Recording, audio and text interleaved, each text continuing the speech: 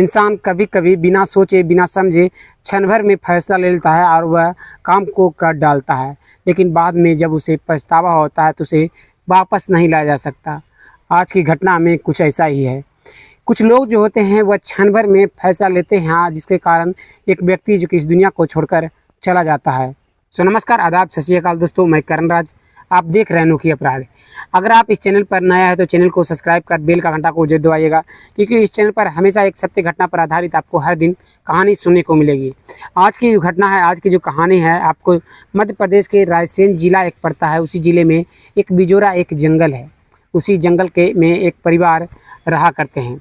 उस परिवार में 4 लोग थे, एक लड़का, एक पिता, एक माँ और एक लड़की। लड़का जिसका नाम बिलेश होता है, उसके पिता राजेश और उसकी माँ जो होती है सुजीता और बहन सुप्रिया। माँ की उम्र 38 साल थी और पिता की उम्र 45 साल और भाई का उम्र जो था वह 15 साल था। ये लोग तीनों चारों मिलकर बहुत ही खुशहाली से रह रहे होते हैं। दिन बहुत ही अच्छे से गुजर रहा होता है। सुप्रिया जो होती है वो अपनी घर की पुताई कर रही होती है। तभी घर की पुताई करने में जो मिट्टी जो धरती माता से लाकर वह मिट्टी को पुताई कर रही होती है, वो मिट्टी घर जाता है। आपको लग रहा हो कि मिट्टी से पुताई कहाँ होता है।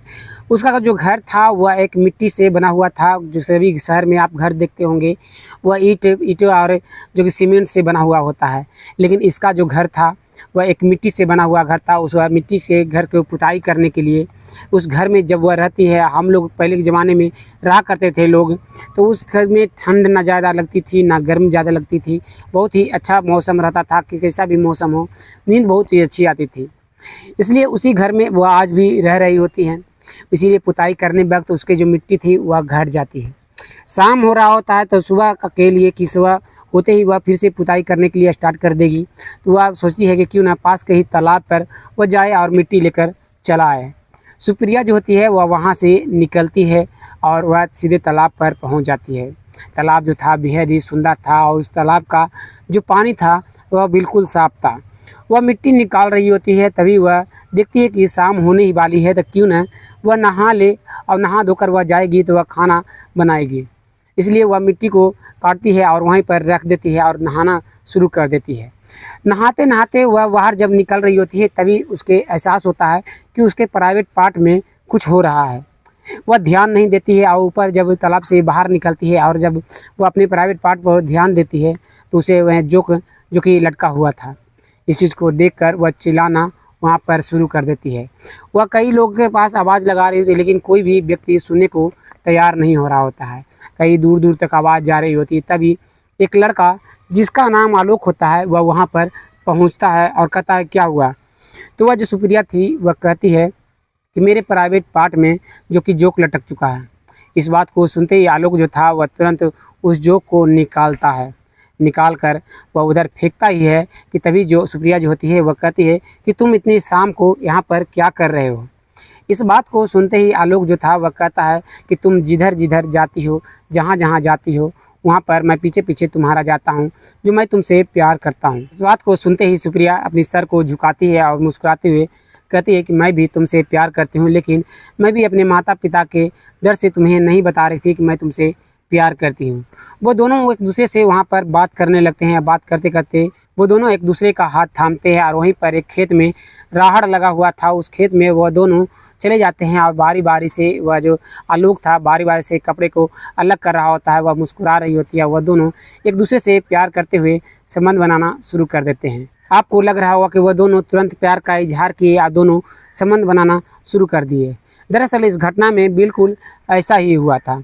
मैं जानता हूं कि प्यार जो है वह अलग चीज़ है और शारीरिक संबंध जो है वह अलग चीज़ है, लेकिन इस घटना में बिल्कुल ऐसा ही हुआ था।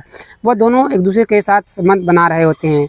जो उस लड़की की सुप्रिया के घर वाले जो थे वह देखते हैं कि शाम होने वाली है, उनकी बेटी जो है वह घर पर अभी तक नहीं आई। तो वह उसके पिता जो थे राकेश जजेश वह कहते हैं अपने बेटे को बिलेश को कि बिलेश जाओ अपनी बहन को सुप्रिया को देखो कि अब तक तालाब पे से मिट्टी लेकर क्यों नहीं आई। बिलेश घर से निकलता है और उस तालाब पर पहुंचता है तो देखता है कि डाली में मिट्टी रखी हुई है और वहाँ पर सुप्रिया नहीं है। सुप्रिया जो कि वह इधर उधर ढूंढ रहा होता है, आवाज़ लगा रहा होता है। तभी वह उसकी नज़र थी उस खेत में पड़ती है जिस खेत में राड़ लगी हुई थी। उसमें कुछ हलचल देखकर जो वह बिलेश होता है वह उस खेत में पहुंचता है तो देखता है जो आलोक है और उसकी बहन सुप्रिया दोनों मिलकर संबंध बना रहे हैं। इस चीज़ को वह देखता है और तुरंत वह भागा भागा अपने घर पहुँचता है। वह अपने माता पिता को बताता है तो उसके पिता जो होते हैं वह साथ में बिलेश के आते हैं और उस खेत में पहुँचे तो देखते हैं कि वह दोनों अभी तक वह दोनों एक दूसरे के साथ संबंध बना रहे हैं।